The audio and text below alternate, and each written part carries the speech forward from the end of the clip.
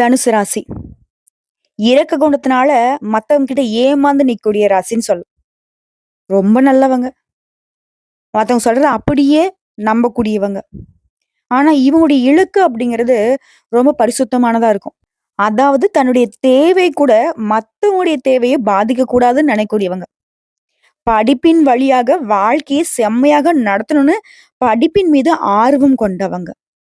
அது மட்டும் இல்லாம தன்னுடைய நிலையிலே எப்பவுமே சரியா இருக்கணும்னு நினைக்கக்கூடியவங்க. தெளிவான சிந்தனையும், மனசுல நம்பிக்கையோடையும் வாழக்கூடிய தனுசு ராசிக்கு இரக்க குணம்னு சொல்லியாச்சு. நெறைய பேர்ட்ட ஏமாந்துருப்பீங்கன்னு சொல்லியாச்சு. இனியாவது கொஞ்சம் ஏமாறாம இருக்கிறதுக்கான ஒரு முயற்சி பண்ணுங்களேன். ஏனாம்மா பண்றது? பாசம் வச்சாச்சு. மத்தவங்கள மாதிரி எடுத்தெறிஞ்சு பேச முடியல. நேர்மையா உழைக்கிறோம். நல்லாவே தெரியுது நம்மள ஏமாத்துறாங்க. நம்ம அவங்ககிட்ட ஏமாறுறோம்னு. ஆனா எங்களால அவங்கள மாதிரி ஒரு மாற்றமா நடந்துக்க முடியலன்னு நெனைக்கிறீங்க. இல்லையா? சோ இப்படிப்பட்ட குணாதிசயம் கொண்ட தனுசு ராசிக்கு கத்தினாலும் கதறினாலும், "நீ ஒண்ணும் கவலைப்படாதப்பா, நான் இருக்கேன். நீ ஒண்ணும் கவலைப்படாதப்பா, எல்லாம் சரியாகிடும்னு" யாராவது சொல்லுவாங்களா? அந்த ஒரு நிலை இருக்குமான்லாம் யோசிச்சிருப்பீங்க. ஆனா, எப்பவுமே மத்தவங்களுக்கு நல்லது பண்ணியே பழக்கப்பட்ட தனுசு ராசிக்கு, தெய்வங்களுடைய அனுகிரகத்தினால, 4 கிரகங்களுடைய சேர்க்கையினால நல்லது நடக்கப் போகுது. அது பிப்ரவரி மாதம் 26ஆம் தேதியில இருந்து 100க்கு 100% உங்களுடைய தலைவிதி மாறப்போகுது. என்னன்னா, தனுசு ராசிக்காரர்கள பொறுத்தவரைக்கும், இந்த கிரகங்களுடைய சேர்க்கைங்கிறது சொந்த வீடு வாங்குவீங்க. வாகனம் வாங்கக்கூடிய யோகம் அமைஞ்சிருக்கு. தொழில்ல வெற்றி. இந்த சதுர்கிரக யோகத்தினால தனுசு ராசிக்கு இலக்கை அடையக்கூடிய காலகட்டம். ஜோதிட சாஸ்திரப்படி இந்த 4 அடைய சேர்க்கையை தான் நாங்க சதுர்கிரக யோகம்னு சொல்லுவோம். இது எப்படின்னா, மீன ராசியில சூரிய பகவான், புதன் பகவான், ராகு பகவான், சுக்கிர பகவான் இந்த கிரகங்களுடைய சேர்க்கை தான். இது நாங்க ஒரு அரிய நிகழ்வா தான் ஜோதிடத்துல பார்ப்போம். அதனுடைய தாக்கம் தான் தனுசு ராசிக்கு நடக்க போகுது.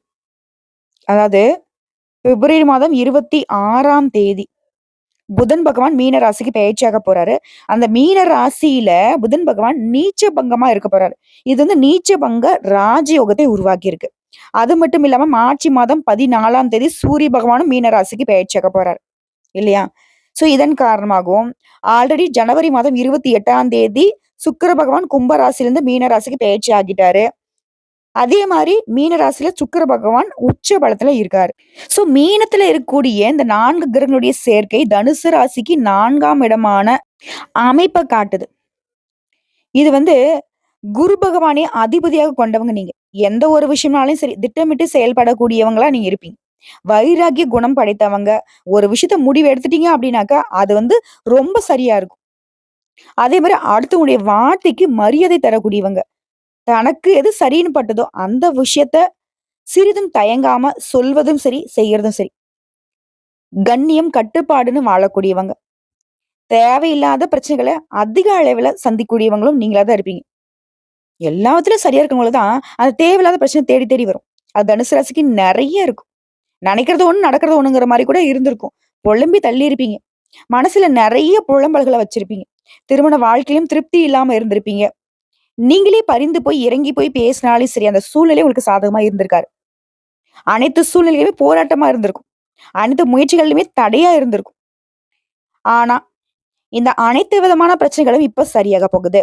அதாவது 4ஆம் இடம் அப்படிங்கிறது சுகஸ்தானம், வண்டி, வாகனம், வீடு, கல்வி எல்லாத்தையுமே கொடுக்கக்கூடிய இடம். இந்த 4ஆம் இடத்துல சுக்கிர பகவான் உச்சம் அடைந்திருக்கிறதுங்கிறது இந்த காலகட்டத்துல 4 கிரகங்களுடைய கூட்டு சேர்க்கையும் நடைபெறுவதனால, தொழில் ரீதியான முயற்சிகள்ல நல்ல பலனை பார்க்க போறீங்க. புதுசா தொழில் தொடங்கணும்னு நினைக்கிறீங்களா? அதுல நல்ல முன்னேற்றத்தை காண போறீங்க. தொழில்ல இருந்து வந்த அனைத்து பிரச்சனைகளுக்குமே ஒரு நிவர்த்தி கிடைக்க போகுது. லாபத்தையும், முன்னேற்றத்தையும் கொடுக்கக்கூடிய காலமா இருக்க போகுது.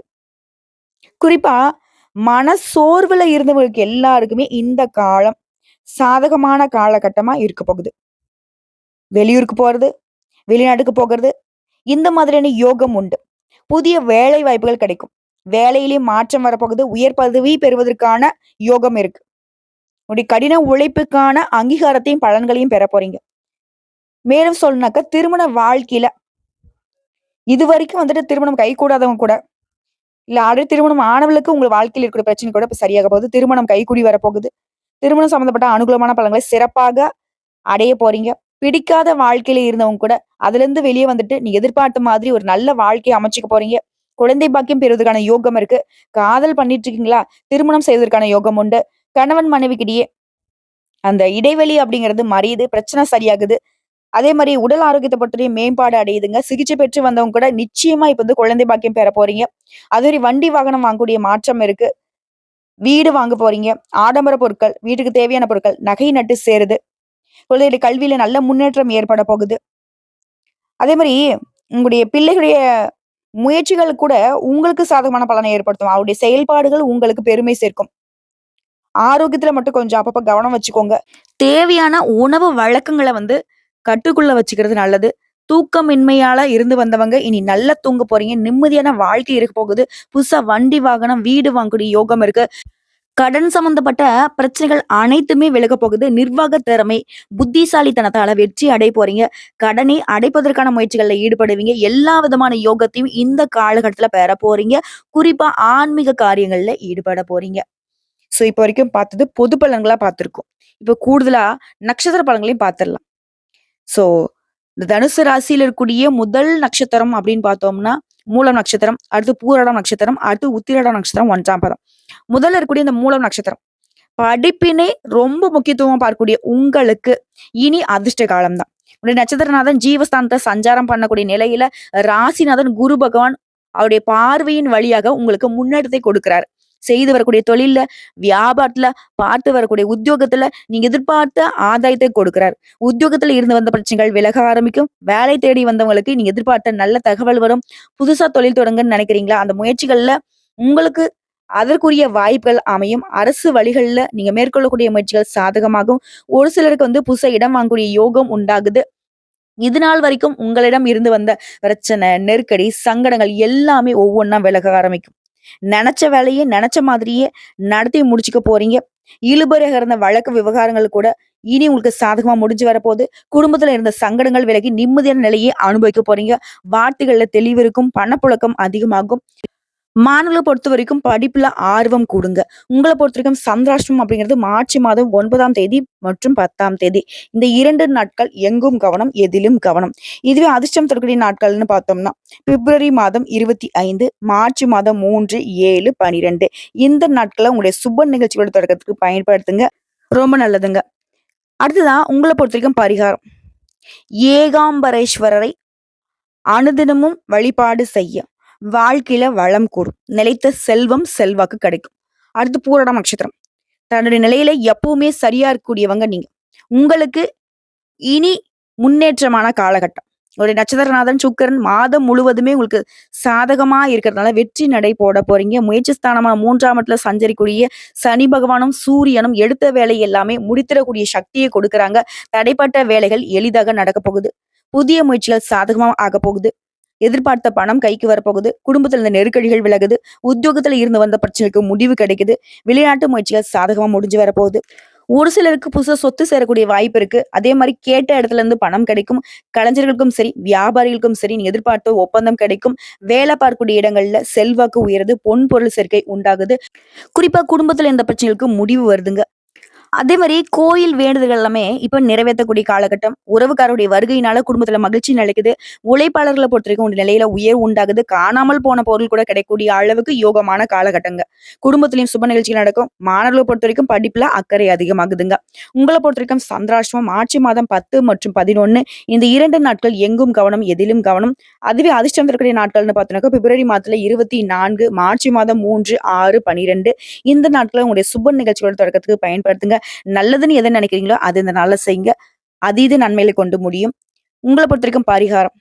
அனுதினமும் ஆண்டாள் மற்றும் ரெங்க மன்னாரை வழிபாடு செய்ய நன்மைகள் உண்டாகும். நிலைத்த செல்வம் செல்வாக்கு கிடைக்கும். அடுத்து உத்திராடம் நட்சத்திரம் 1ஆம் பாதம். தெளிவான சிந்தனை கொண்ட உங்களுக்கு இனி யோகமான காலகட்டம். உங்களுடைய நட்சத்திர நாதன் சூரியன் சகாயஸ்தானத்துல சஞ்சாரம் பண்றது நீங்க எடுக்கக்கூடிய வேலை எல்லாத்தையுமே வெற்றியாக மாத்தி கொடுக்குறாரு. தடைப்பட்ட முயற்சிகள் எல்லாமே இனி விறுவிறுன்னு நடக்க ஆரம்பிக்கும். அரசு வழி முயற்சிகள் சாதகமா முடிஞ்சு வரும்.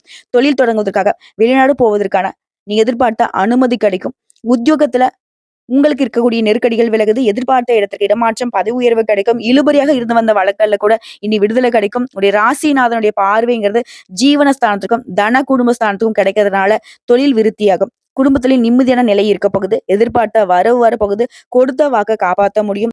ஒரு கடனுக்காக இன்னொரு கடன் வாங்குறது, வட்டிக்கு மேல வட்டி கட்டி நெருக்கடியில இருந்து வந்தவங்க கடன்களை அடைத்து நிம்மதி அடைய போறீங்க. குடும்பத்திலயும் சுபகாரியம் நடக்க போகுது.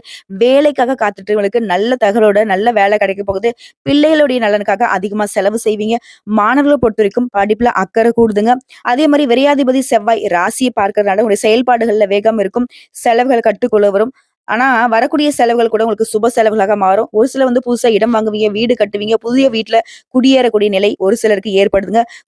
அடுத்த குடும்பத்தை பொறுத்தவரைக்கும் தம்பதிகளுக்கிடையே இருந்து வந்த பிரச்சனைகள் விலகி இணக்கமான நிலை உண்டாகுது.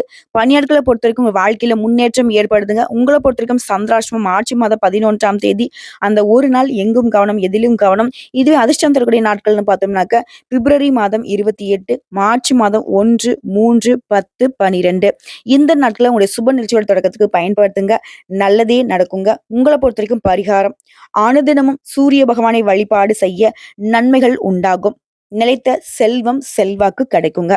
சோ இப்ப வரைக்கும் பார்த்தது பொது பலன்கள் மற்றும் நட்சத்திர பலன்களை பார்த்திருக்கோம். இன்னும் கூடுதலான தகவல் சொல்லுனாக்க, தெய்வம் சம்பந்தப்பட்ட காரியங்கள்ல ஈடுபாடு கொண்ட உங்களுக்கு எதிர்பார்த்த பணவரவு உடனே கிடைக்கும். வாக்கு வன்மை ஏற்படும். விருந்து கேளிக்கை நிகழ்ச்சிகள்ல கலந்துப்பீங்க. பெரிய மனுஷனுடைய நட்பு கிடைக்கும். பல வகைகள்ல யோகத்தை நீங்க பார்க்க போறீங்க. புண்ணிய ஸ்தலங்களுக்கு தரிசனம் பண்ணக்கூடிய யோகம் இருக்கு. சில வந்து யாத்திரை போயிட்டு வருவீங்க. குறிப்பா நிறைய பேருக்கு உதவி செய்யக்கூடிய அளவுக்கு உங்களுடைய நிலையில உயர்வு இருக்கும். இது சொந்தமா தொழில் செய்றவங்க, வியாபாரம் பார்க்கறவங்க அதை வந்து நல்லா நடத்த போறீங்க. எதிர்பார்த்த ஆர்டர்கள் உங்களை வந்து சேரும். அரசு மூலம் நடக்க வேண்டிய காரியங்கள் சாதகமா முடிஞ்சு வரும். உத்தியோகத்துல இருக்கிறவங்களுக்கு புத்தி சாதுரியத்தோட நடந்துப்பீங்க. அனைத்து வகையிலும் நன்மைகளை அடைய போறீங்க. எதிர்பார்த்த பதவி உயர்வு கிடைக்கும். சக ஊழியர்கள் உங்களுக்கு ஆதரவா இருப்பாங்க. அது குடும்பத்தை பொறுத்தவரைக்கும் இதமான சூழ்நிலை காணப்படுது. புதுசா வீடு கட்டுறது, பழைய வீட்டை புதுப்பிக்கிறது, இந்த மாதிரியான வேலையில வந்து முற்பட போறீங்க. கணவன் மனைவிக்கிடையே மகிழ்ச்சி நிலவ போகுது. பிள்ளைகளால பெருமை சேரும். குறிப்பா அவங்களுக்கு தேவையானதெல்லாமே வாங்கி கொடுத்து மகிழ்ச்சியில ஆழ்த்த போறீங்க. உறவுக்காரங்களுடைய சுப நிகழ்ச்சிகளை கலந்துக்க போறீங்க. பெண்களை பொறுத்தவரைக்கும் விருந்து கேளிக்கை நிகழ்ச்சியில கலந்துப்பீங்க. ஆன்மீக பயணம் போயிட்டு வருவீங்க. கலைத்துறையில இருக்கவங்க கொடுக்கல் வாங்கல்ல இருந்து வந்த பிரச்சனைகள் தீருது. நீண்ட நாட்களாக இருந்து வந்த கஷ்டங்கள் மறையுது. எல்லா விதங்கள்லயுமே சாமர்த்தியமா சாதிக்க போறீங்க. அரசாங்கம் மூலம் லாபம் ஏற்படும். வெளியூர் மற்றும் வெளிநாட்டு பயணம் சாதகமா இருக்க போகுது. அரசியல் துறையில இருக்கவங்க உங்களுடைய வாக்கு வன்மையினால எதையுமே சாதிக்க போறீங்க. புதுசா பதவி, புதிய பொறுப்புகள் ஏற்பட போகுது. மேலிடத்துல கொடுத்த வேலையை அவங்களுடைய நல்ல மதிப்புக்கு ஆளாக்கூடிய அளவுக்கு நல்ல விதத்துல செஞ்சு கொடுத்துருவீங்க. மாணவர்களை பொறுத்தவரைக்கும் புத்தி சாதுரியத்தோட நடந்து மத்தவங்க கிட்ட பாராட்டுகளை பெற போறீங்க. கல்வியில மேன்மை உண்டாகுது. குறிப்பா தொழில் வியாபாரம் தொடர்பான காரியங்கள்ல கொஞ்சம் அலைச்சல் இருந்தாலும் பணவரத்து அப்படிங்கிறது எதிர்பார்த்தபடியே கிடைக்கும். முக்கிய நபருடைய உதவி கிடைக்கும். உத்தியோகத்துல இருக்கிறவங்களுக்கு முன்னேற்ற வாய்ப்புகள் தேடி வரும். புதுசா வேலை தேடுறவங்களுக்கு வேலை கிடைக்கும். அதே மாதிரி குடும்பத்துல எதிர்பாராமல் நடந்த சம்பவங்களால இழுபறியாக இருந்த பிரச்சனை கூட இப்ப முடிவு கிடைக்க போகுது. கணவன் மனைவிக்கிடையே நெருக்கம் அதிகமாக போகுது. பிள்ளைகள்லாம் வந்து உங்களுக்கு அனுசரித்து நடந்துப்பாங்க. கருத்து வேறுபாடு வராம நடந்துப்பாங்க. உடல் ஆரோக்கியத்துல மட்டும் அப்பப்ப கொஞ்சம் கவனம் வச்சுக்கோங்க. குறிப்பா சாமர்த்தியம் அப்படிங்கிறது தான் இந்த காலகட்டத்துல உங்களுடைய காரியங்கள் எல்லாத்தையுமே வெற்றிகரமா மாத்தி கொடுக்குறது. புகழ் பெறுவீங்க. பயணங்கள் போயிட்டு வருவீங்க. உத்தியோகத்துல முன்னேற்றத்தை பார்க்க போறீங்க. கூடுதல் கவனம் செலுத்துவதனால எதிர்பார்த்த வெற்றியை அடைய போறீங்க. உங்களை பொறுத்தவரைக்கும் பரிகாரம், வியாழக்கிழமைகள் தோறும் குரு பகவானுக்கு முல்லை மலர்களால அர்ச்சனை செய்து வணங்கி வர செல்வம் சேரும். செல்வாக்கு உயரும். மனம் மகிழ்ச்சி உண்டாகும். உங்களை பொறுத்தவரைக்கும் அதிர்ஷ்டம் தரக்கூடிய கிழமைகள்னு பார்த்தோம்னாக்கா திங்கள் மற்றும் வெள்ளி. முன்ன நாட்களை குறிப்பிட்டு சொன்னேன் இல்லையா?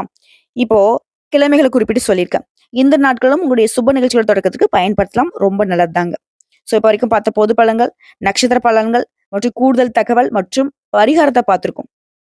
சோ இது எல்லாமே தனுசு ராசிக்கு எந்த அளவுக்கு இப்ப யோகமான காலகட்டம் வரப்போகுதுங்கிறத உணர்த்திருக்கு. வரக்கூடிய வாய்ப்பை கரெக்டா பயன்படுத்துங்க.